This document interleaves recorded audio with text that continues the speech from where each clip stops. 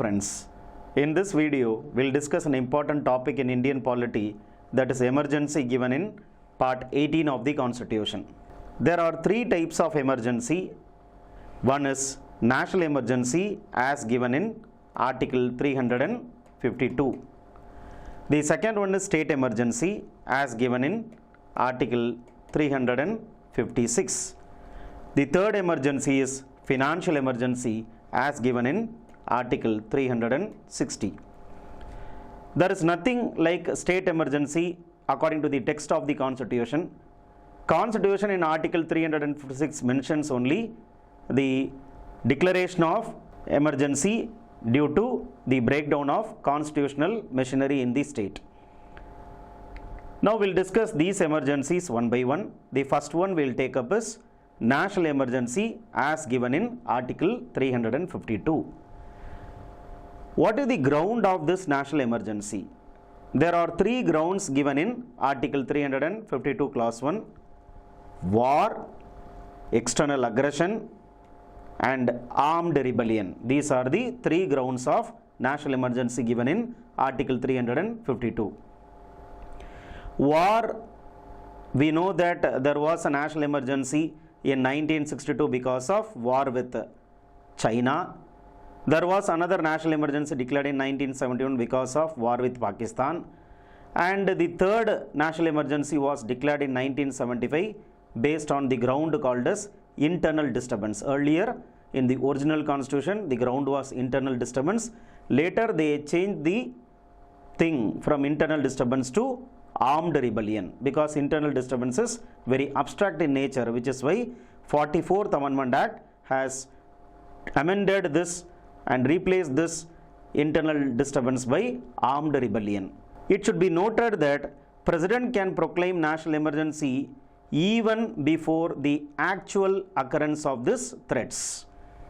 When this national emergency proclamation will cease, it will cease according to Article 352 Clause 4 by the expiry of 1 month from the proclamation of national emergency will cease. So there is a need for parliamentary approval.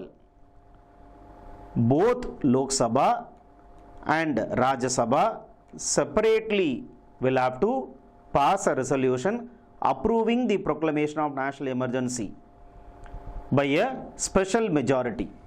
Article 352 Clause 6 speaks about the special majority needed by both houses of the parliament separately to approve the proclamation of national emergency. Now we said it is a special majority. Special majority which is required is 2/3 present plus voting plus half of the total strength of the house separately. So Lok Sabha, Rajya Sabha should approve separately by this majority. Then only the national emergency will be continuing. Otherwise it will expire within 1 month from the date of the proclamation of the President. Suppose within this 1 month period, which is the approval period for the Parliament, if the Lok Sabha is dissolved, then what will happen? You will have to get the approval of Rajya Sabha first, and within 30 days from the date of the reconstitution of Lok Sabha, you have to get the approval of that new Lok Sabha. So reconstituted Lok Sabha will have to approve this proclamation of emergency within 30 days from the date of its reconstitution. There is also a provision given in Article 352 Clause 7 which says that the Lok Sabha can pass a resolution disapproving the national emergency.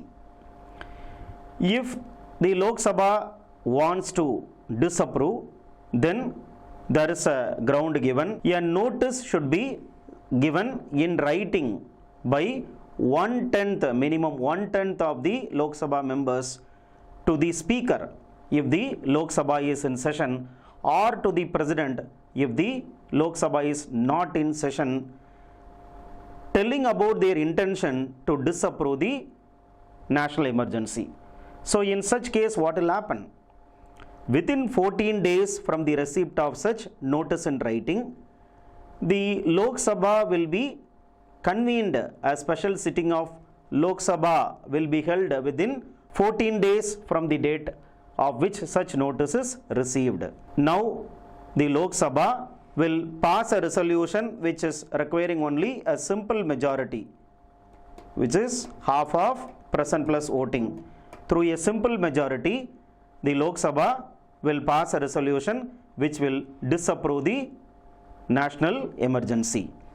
Now, what is the duration of this national emergency? According to Article 352 Clause 5, duration is 6 months. 6 months from what? 6 months from the date on which the second house has given its approval.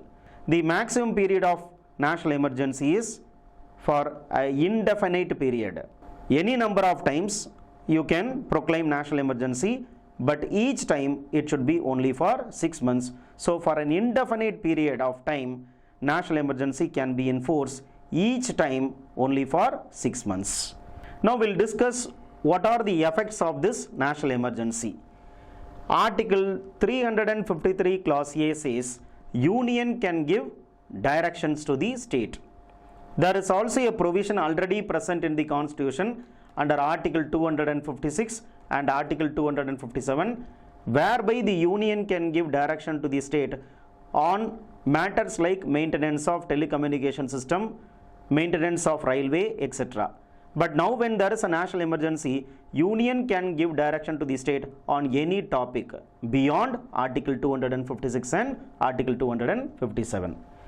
Now, what is the impact of national emergency as per Article 353b? Parliament can make law on any topic which is not included in the Union list. There is something called Union list in 7th schedule of the Constitution, which contains the subjects on which Parliament can make law. When there is a national emergency, then Parliament can make law on any list. It can make law on concurrent list, it can make law on state list also. Now, what is given in Article 354 Clause 1? The distribution of the revenue between the center and the state can be suspended by the President through an order. So, there is a constitutional mechanism given from Article 268 to 279, which deals with how the funds can be distributed from the center to the state, and that financial distribution will be suspended by the President through an order. Every such order suspending the financial distribution between the center and state should be laid before each house of the Parliament as mentioned in Article 354 Clause 2.